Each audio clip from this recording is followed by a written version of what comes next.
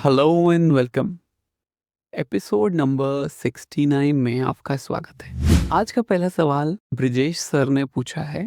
उन्होंने ये पूछा है कि उनको एंडोस्कोपिक स्पाइन सर्जरी अगर हो तो कितने दिन बाद वो स्पोर्ट्स खेल सकते हैं। देखिए, डिपेंड करता है कितना बड़ा एन्युलर डिफेक्ट था। अगर छोटा एन्युलर डिफेक्ट था और उसको एंडोस्कोपी किए करने के बाद उसकी हीलिंग अच्छी हो गई है, तो मेरे पेशेंट्स में 4 से 6 हफ्ते बाद में पेशेंट को सिंपल स्पोर्ट्स एक्टिविटीज़ अलाउ करता हूँ और कॉम्प्लेक्स स्पोर्ट एक्टिविटीज़ के लिए मैं अप्रॉक्सिमेटली 12 हफ्ते तक का वेट करता हूँ। पर ये डिपेंड करता है कि हर्निएशन किस तरह का था, एनुलस की क्या कंडीशन थी और क्या आपको जो आपका एनुलस था उसमें ऑसिफिकेशन या हड्डी बन रही थी। पर जनरली मान लीजिए 6 हफ्ते से 12 हफ्ते के बीच में टाइम डॉक्टर्स लेते हैं, उसके बाद आप सेफली स्पोर्ट्स खेल सकते हैं। नेक्स्ट सवाल पूछा है सौम्य सेन जी ने। उन्होंने पूछा है कि उनके फादर की एज 70 साल है, तो इस उम्र पे क्या सर्वाइकल माइलोपैथी की सर्जरी करना सेफ रहेगा? देखिए मैम या सर, ऐसा है कि ये जो प्रोसीजर है सर्वाइकल माइलोपैथी के लिए, ये 2 तरह से किए जाते हैं। एक आगे से सर्जरी होती है जिसको एसीडीएफ या एंटीरियर कॉर्पेक्टोमी कहते हैं, और जो पीछे से होती है उसमें सर्वाइकल लैमिनेक्टमी या लैमिनोटमी करते हैं। डिपेंड करता है उनको सिंगल लेवल डिजीज़ है या मल्टी लेवल डिजीज़ है। मैं ऐसा अपनी प्रैक्टिस में करता हूँ कि सिंगल लेवल डिजीज़ में मैं आगे से सर्जरी करता हूँ गर्दन में, और मल्टी लेवल डिजीज़ में पीछे से सर्जरी करता हूँ। देखिए, सर्वाइकल माइलोपैथी की सर्जरी अगर माइक्रोस्कोप से या एंडोस्कोप से की जाए तो आजकल बहुत सेफ और अच्छी हो गई है। इस सर्जरी में रिस्क बहुत कम हो गया है पहले के मुकाबले, और पहले के मुकाबले ब्लीडिंग कंट्रोल करने की टेक्निक्स, विजुअलाइज़ेशन टेक्निक्स बहुत अच्छी हो गई हैं और इनके बहुत अच्छे रिज़ल्ट्स हैं। बल्कि मैं तो ये कहूँगा कि सर्जरी लेट करने से जो नस को डैमेज होगा, उसकी वजह से जो परमानेंट डैमेज है उसको रोकने के लिए जितना जल्दी हो सर्जरी करें, बहुत अच्छा रिज़ल्ट मरीज को मिलेगा और मरीज़ ठीक होने लगेगा। तो डरें नहीं, हिम्मत करें, सर्जरी की तरफ आगे बढ़ें, आपको निश्चित फ़ायदा होगा। नेक्स्ट सवाल विनोद साहनी जी ने पूछा है। उन्होंने बोला है कि उनको लेफ्ट लेग में पेन आ रहा है और क्या वो बिना सर्जरी के ठीक होगा, और इसको 2 साल हो गए। देखिए विनोद सर, ये जानना ज़रूरी है कि ये बैक पेन, लेग पेन क्यों आ रहा है। अगर इसका कोई मस्कुलर कॉज है, मसल की वजह से है, तो ये जनरली फिजियोथेरेपी, एक्सरसाइज, लाइफस्टाइल से ठीक हो जाएगा। जैसे कोई मसल वीकनेस है या कोई मसल टियर है, तो बिल्कुल ठीक हो जाएगा। बट अगर आपको स्लिप डिस्क है, तो इसके ठीक होने का टाइम होता है 6 से 9 महीने। मैक्सिमम लिमिट हुई तो 9 मंथ्स।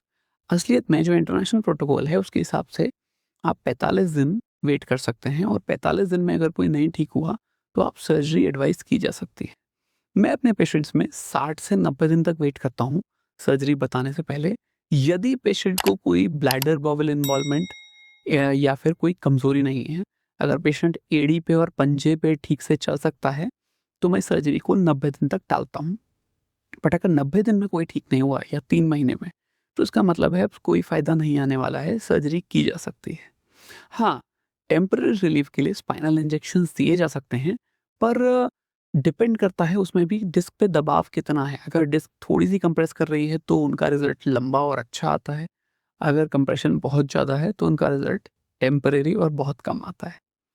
तो केस या व्यक्ति विशेष के हिसाब से इलाज बदल जाता है, लेकिन ये मोटा-मोटा मानिए कि अगर 2 साल हो गए हैं और दर्द ज़्यादा है और एमआरआई में कंप्रेशन है, तो सर्जरी ही सबसे अच्छा इलाज आपके लिए रहेगा। एक सवाल रंजन जी ने पूछा है। उन्होंने पूछा है कि उनको L4, L5, L5, S1 पे डिस्क है, जो जिसमें उनको राइट पैर में दर्द होता है, कभी-कभी लेफ्ट में भी आता है। डॉक्टर ने बोला है डिस्क बाहर आ गया है तो सर्जरी करना ही पड़ेगा, और उनको परेशानी है, वो चाह रहे हैं कि कंज़र्वेटिव थेरेपी ली जा सकती है कि नहीं। तो देखिए, अगर आपको कोई वीकनेस नहीं है, अगर आपके पैरों में कोई कमज़ोरी नहीं है, सुन्नाहट नहीं है और लैट्रिन बाथरूम में कोई दिक्कत नहीं है, और बहुत इम्पोर्टेंट पॉइंट है, आपकी दिक्कत को अभी 3 महीने नहीं हुए हैं, तो आप कुछ दिन वेट कर सकते हैं। आप वेट करिए, आराम से रिज़ल्ट आएगा, धीरे-धीरे आप ठीक होके आप फिज़ियोथेरेपी ले सकते हैं, आप एक्सरसाइज़ ले सकते हैं, आप चाहें तो स्पाइनल इंजेक्शन का भी सहारा ले सकते हैं। पर यदि ये सारी बातें असत्य हैं, जैसे आपको वीकनेस आ गई है या पैर सुन्न पड़ गया है या लैट्रिन बाथरूम के एरिया में सुन्नाहट हो रही है, या आपको लग रहा है कि आप अपने एड़ी पे या पंजे पे नहीं चल पा रहे हैं, या आपको लग रहा है कि आपको दिक्कत को 3 महीने या 90 दिन से ज़्यादा हो गया है, तो फिर वेट करने का कोई फ़ायदा नहीं है। आप अपने डॉक्टर से मिलें, सर्जरी के बारे में पूछें, और अगर आपके डॉक्टर आपको एंडोस्कोपी, माइक्रोस्कोपी या ओपन सर्जरी जो भी वो करने में सक्षम हैं और अच्छा रिज़ल्ट दे सकते हैं, उसके बारे में पूछें और उसको करा लें, क्योंकि उससे फ़ायदा ये होगा कि आप ठीक हो जाएँगे और जीवन का महत्वपूर्ण समय वेस्ट नहीं होगा दर्द में। तो डरें ना, हिम्मत करें, सर्जरी की तरफ आगे बढ़ सकते हैं। नेक्स्ट सवाल जुनैद भाई ने पूछा है, उन्होंने बोला कि उनको डिस्क है, वो चल नहीं पा रहे हैं, 9 महीने से परेशान हैं, क्या वो ठीक हो सकते हैं? तो जुनैद भाई, मैं आपको बता रहा हूँ, आप बिल्कुल ठीक हो सकते हो। अगर आपको स्लिप डिस्क है, आप अपने किसी आस-पास जो भी अच्छे एंडोस्कोपिक स्पाइन सर्जन हो, उनसे मिलिए। 1 ही घंटे में दर्द गायब हो जाएगा, 1 दिन की तो बात ही क्या है। आपकी डिस्क की सफाई की जाएगी। अगर आपका सब कुछ कोई वीकनेस नहीं आई है, तो आपको बहुत अच्छा रिज़ल्ट आएगा। 1 ही दिन में आप चलने लगेंगे। आपको जो दर्द है, जैसे ही कंप्रेशन हटता है, वो ख़त्म ही हो जाता है। पेशेंट चलने लगता है, भागने लगता है, दौड़ने लगता है और बहुत कंफर्टेबली लाइफ़ जी पाता है। तो डरें ना, हिम्मत करें, और अगर आपको लग रहा है कि आप ठीक नहीं हो रहे हैं, तो स्पाइन सर्जन से डिस्कस करें कि आपके लिए सबसे अच्छा इलाज क्या रहेगा। अगर वो सर्जरी या एंडोस्कोपी बताते हैं, तो बेधड़क होके कराइए, आप ठीक हो सकते हैं। मैं विश्वास देता हूँ, आप ठीक हो ही जाएँगे। तो दोस्तों, ये रहा आज का एपिसोड, और मुझे लगता है कि हम लोग बहुत दिनों से ये एपिसोड्स चला रहे हैं, और मुझे ऐसा लगता है कि इतने सारे दिनों, महीनों, सालों में हमने जो भी बातें की हैं, एक-दूसरे के सवाल-जवाब, एक-दूसरे के सुख-दुख को समझा है, उसमें बहुत सारा सहयोग आपने मेरा किया है।